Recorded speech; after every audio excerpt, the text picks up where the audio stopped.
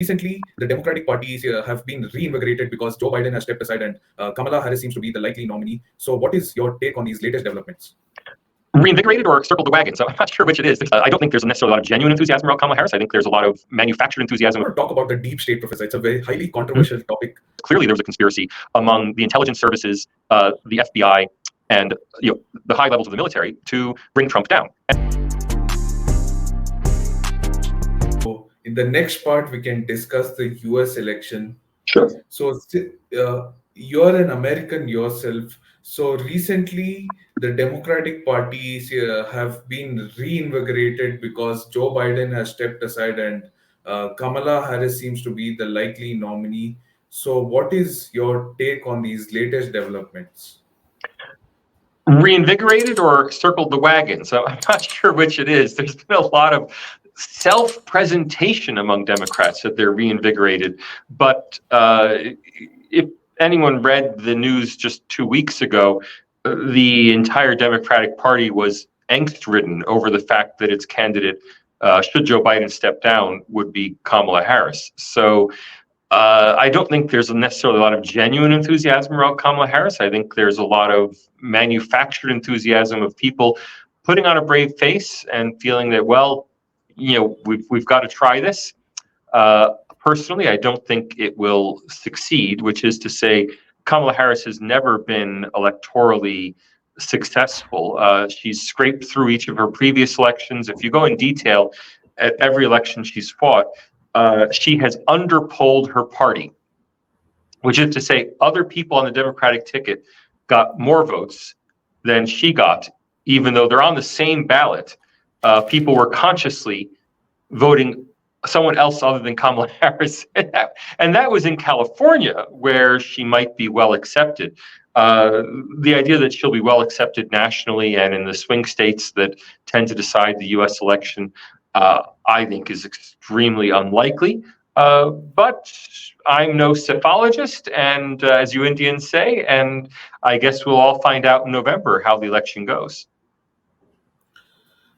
So I want to come to the selection of JD Vance by Trump. Do you think his selection was good?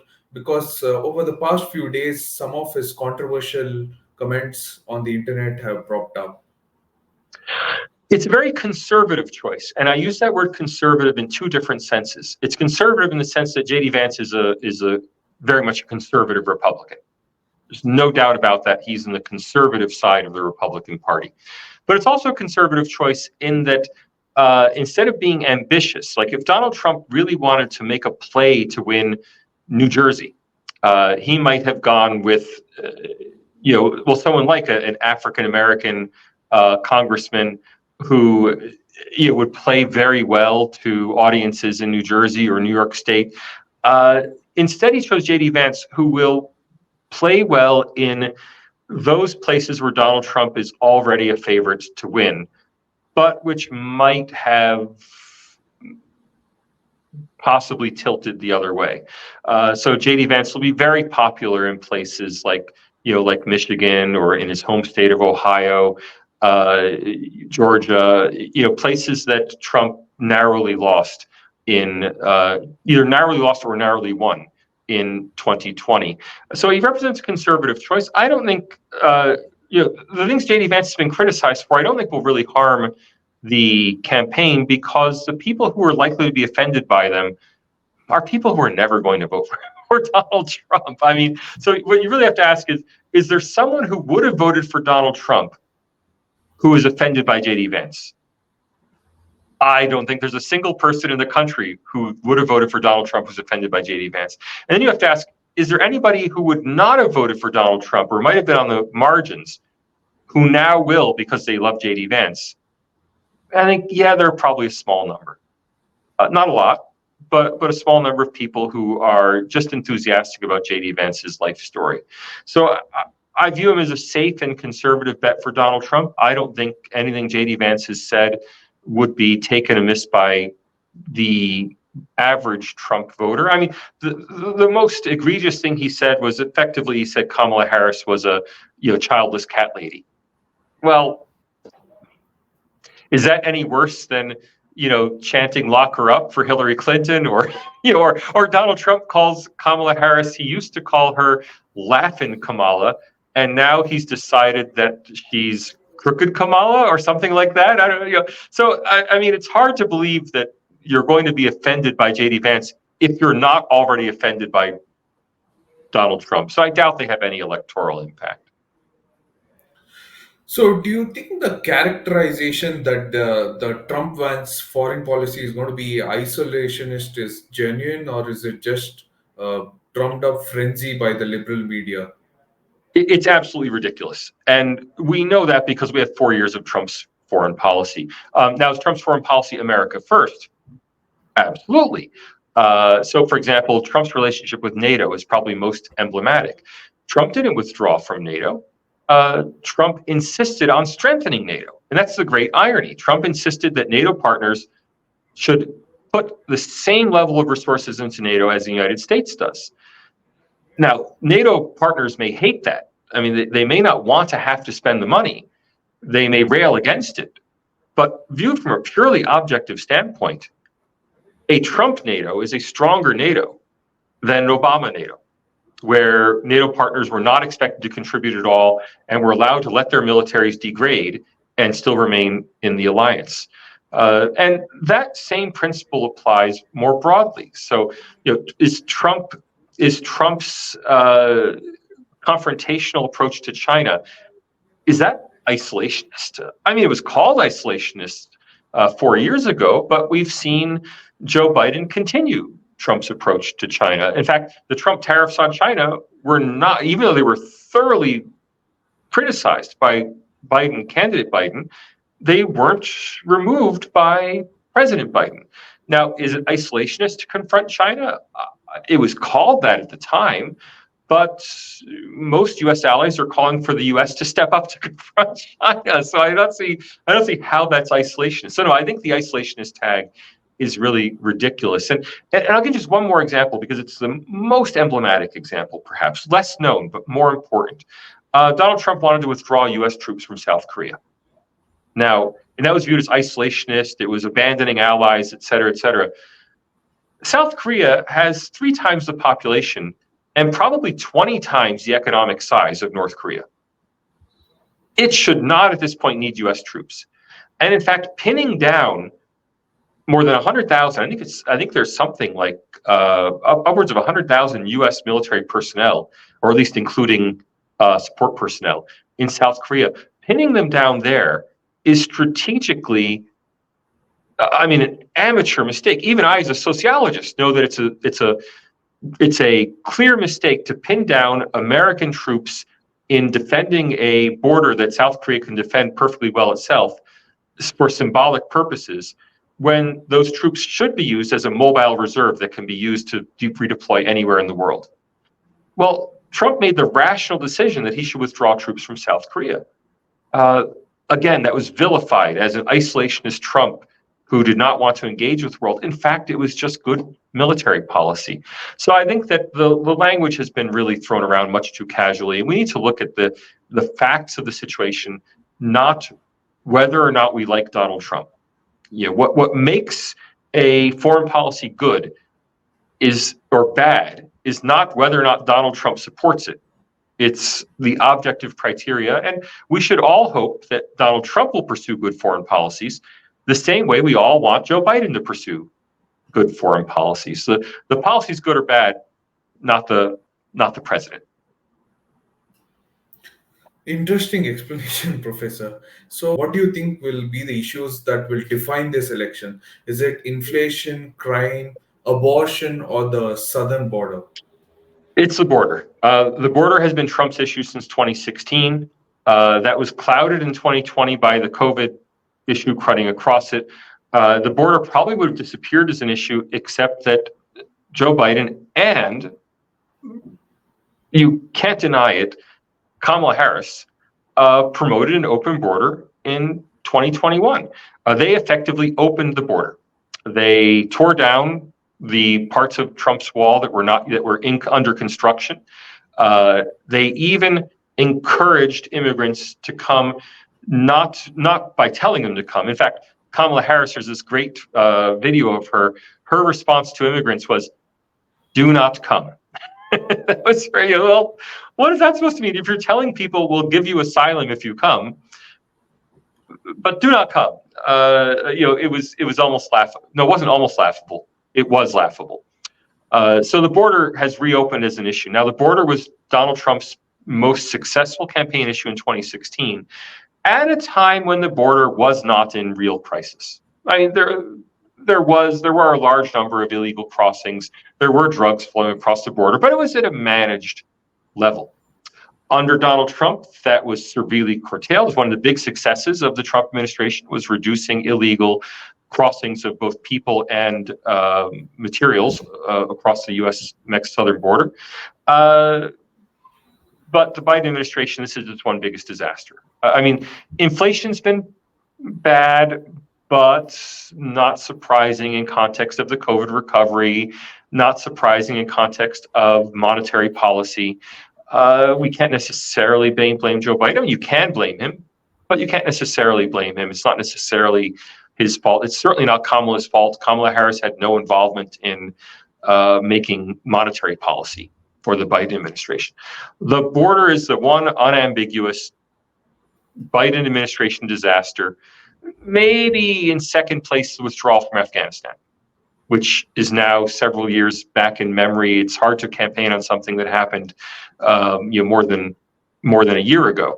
But these are the two policies. They'll play out until election time, and I think they're going to be the relentless policy. I think the Trump campaign will relentlessly campaign on these two issues. Biden and now Harris really doesn't have much to answer that with, other than Donald Trump's threat to democracy. And it's really sad that the Harris campaign has picked up that Biden narrative, that Donald Trump's threat to democracy, instead of trying to present a more positive vision, or for that matter, criticizing Donald Trump's record. It's not like Donald Trump presents a positive vision. He's relentlessly criticizing the Biden-Harris record. If Harris were to relentlessly criticize Trump's record, that might be successful, but she doesn't. It's simply he's a threat to democracy, and I just don't think that will. I don't think that will be successful. What about crime, Professor? There's a lot of debate over crime. There have been high-profile crime cases, yet crime rates have not risen systematically. There are places where crime has risen, but there are other places where crime has fallen. Crime is something that is always an emotive issue, and so it is used by politicians, but it's very difficult to make it stick because really, except for a very brief uptick during 2000, during the George Floyd protests, where there was a serious uptick in crime. Crime really has little to do with politics. I mean, it is responsive to politics, but over the long term, not over year by year. Now, that said, there's very visible uptick in crime in Democratic administered cities where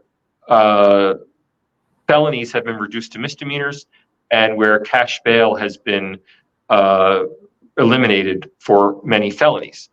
And so there's very visible crime in places like New York and San Francisco.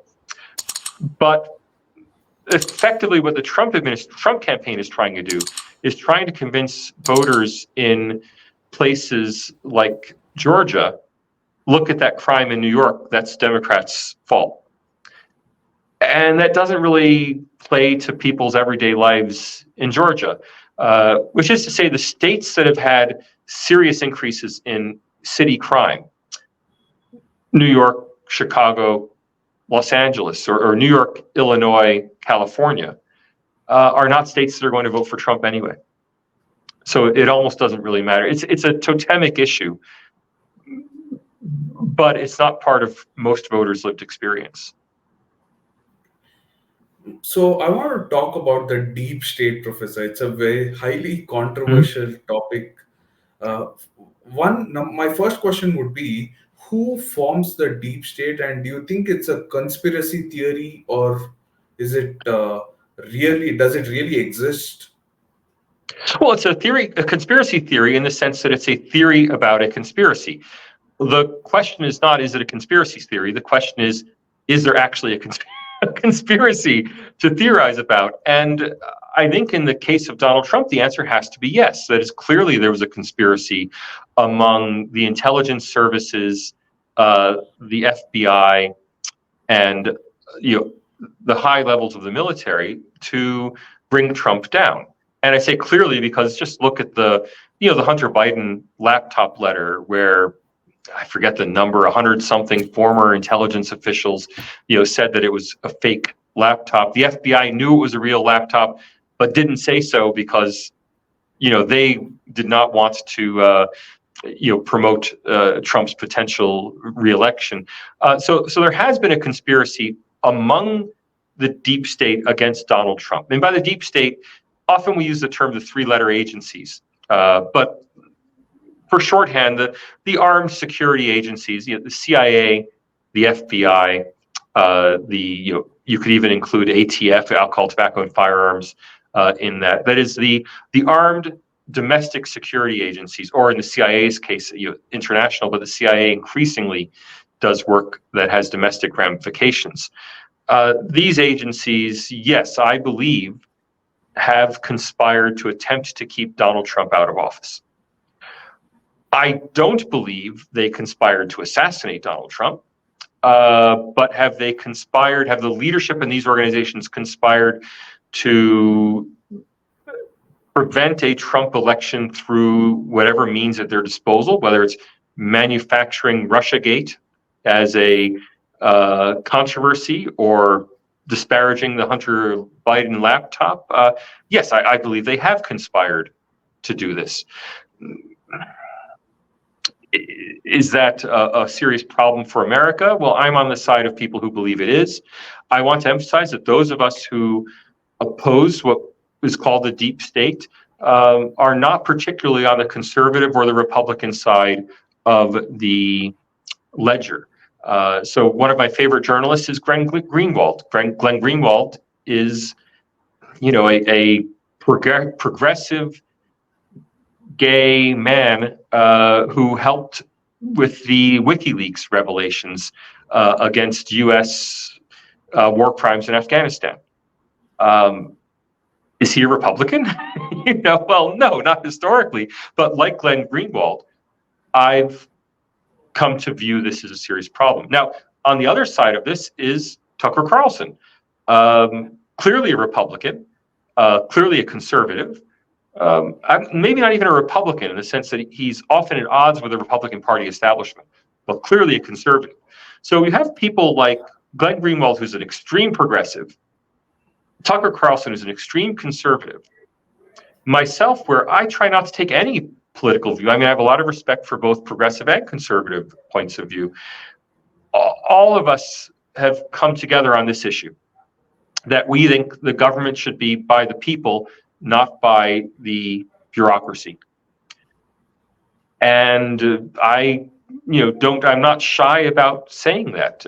It's something I feel strongly about. Now, I know that does not benefit my Wikipedia profile, where someone will now quote this podcast to say that I am a conspiracy theorist. And it's like, well, yes, I am. I do think that there is a conspiracy among the deep state to keep Donald Trump out, and for that matter, there was a conspiracy to keep Bernie Sanders out in 2019, although not necessarily a deep state conspiracy. That's where I stand on it. And it's one of the few political issues on which I will take a stand in a podcast like this. In general, I don't like to give my own political views, but because I view this as not a partisan issue or party political issue, I view it as, well, the real undermining of democracy is why I'm willing to speak out on this one issue. So I have two more questions to go, Professor. So one would be, how do you think the world will look like if Trump or Harris is elected, in terms of the major issues like the Russia-Ukraine war, the Israel-Hamas war, and Taiwan? I think there will be very little difference. First of all, in Taiwan, there will be no difference whatsoever. The Democratic and Republican parties converge so closely now on China and Taiwan that there's no difference. On the Ukraine war, we will see if Harris wins, there will be more overt support for Ukraine against Russia. If Trump wins, there will be more push towards peace talks. The idea that Trump will simply pull U.S. support for Ukraine, I think, is not borne out by Trump's statements or Trump's history. But I think Trump would push the war towards a negotiated settlement, whereas the leading Democrats and the leading Republicans. So I don't. Again, this is not a party issue.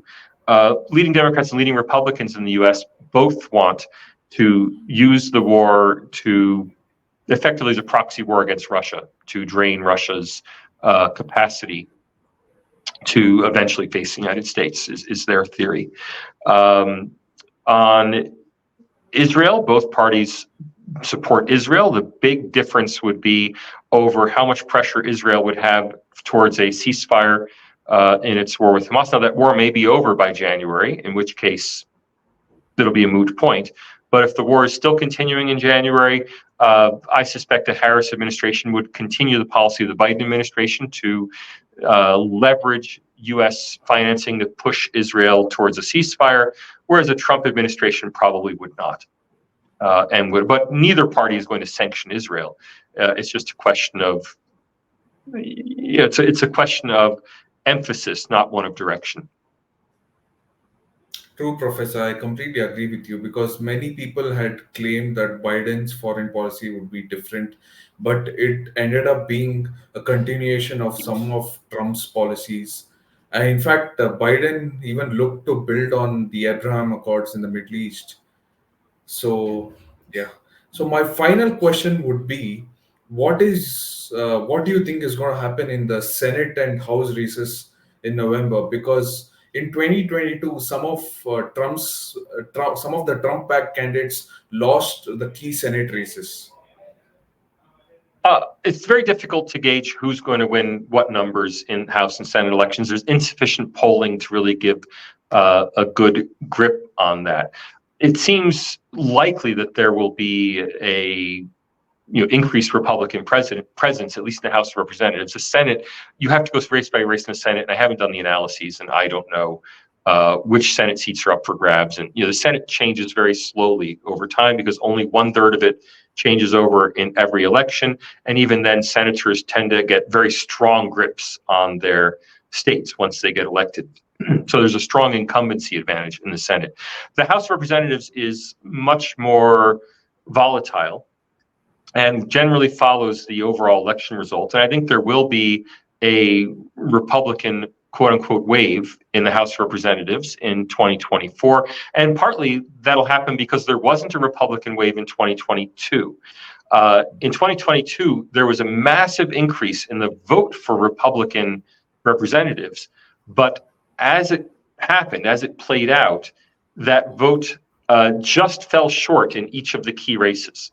Right. So the races that were won on a coin flip, where it really could have gone either way, overwhelmingly went Democratic. Democrats were very lucky in 2022. People don't tend to get lucky twice. That is, the parties in general will win 50% each of the races that are won that are very tight. If the Democrats won 80% of those races in 2022, it's not that they'll now only win 20%, it's that they'll go back to winning half of them. That is, the expectation should be that the tight races go 50-50. And this is a lot of the same explanation, to go back to Indian politics, that explains India's poor showing for the BJP in the 2024 elections. It's not that the BJP did poorly in 2024, it's that it did exceptionally well in 2019. That is, most of the close races in 2019 went to the BJP. And the chances that those same close races would now also get won by the BJP, that's just statistically unlikely. And what happened was, it reverted to ordinary chance results, and that resulted in what's perceived of as a loss for the BJP. Even though the BJP vote percentage only went down by 0.9%, the seat total went down dramatically. So the Democrats got very lucky in 2022. Statistically, it's unlikely that they'll get lucky again in 2024. Of course, it could happen. But I would expect the House of Representatives at least will not only stay in Republican hands, but with an increased majority. And I do expect Donald Trump will win the presidential election. The Senate is anybody's guess. I'm really not enough of an expert to handicap the Senate. Well, Professor Babones, that was our conversation was a masterclass in itself. Thank you so much for your time, and I look forward to hosting you once again next time when the time permits. So, thank you so much, Professor Babones. Pleasure to talk to you. Yeah, that's it.